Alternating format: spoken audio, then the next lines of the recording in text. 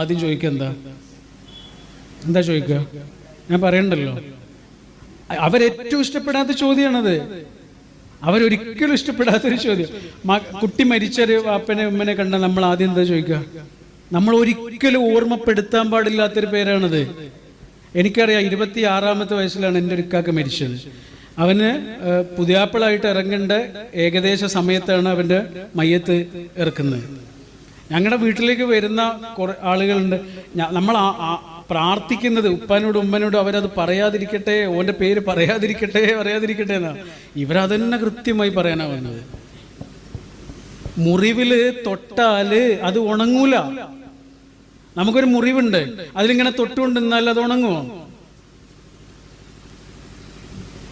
അതുകൊണ്ട് വേറൊരാളെ മുറിവിലും പോയിട്ട് തൊടരുത്, അത് ഉണങ്ങിക്കോട്ടെ. തടിയുള്ള ഒരാളോട് തടിയെക്കുറിച്ച് ഒരിക്കലും സംസാരിക്കരുത്. അവരൊരിക്കലും ആഗ്രഹിക്കാത്തൊരു കാര്യമാണത്. തടിയില്ലാത്ത ഒരാളോട് തടിയില്ലാത്ത കാര്യം സംസാരിക്കരുത്. വേറെന്തൊക്കെ പറയണ്ട ഈ ഭൂമിയിൽ? ഒന്നും പറയാനില്ലെങ്കിൽ മിണ്ടണ്ട. ഒരാളെ നോവിക്കരുത്. കടലിലേക്കൊരു കല്ലെറിയുന്നത് പോലെയാണ് ഒരു മനുഷ്യനെ നോവിക്കുക എന്ന് പറയുന്നത്. കടലിലേക്ക് കല്ലെറിയുക എന്നുള്ളത് ഈസി ആയിട്ടുള്ളൊരു കാര്യമാണ്.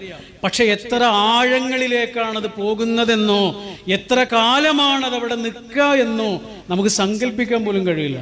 കല്ലെറിഞ്ഞ നമ്മൾ അവിടെ നിന്ന് പോയി, നമ്മൾ വേറെ കല്ലെറിയാൻ പോയിട്ടുണ്ടോ? കല്ലെറിഞ്ഞ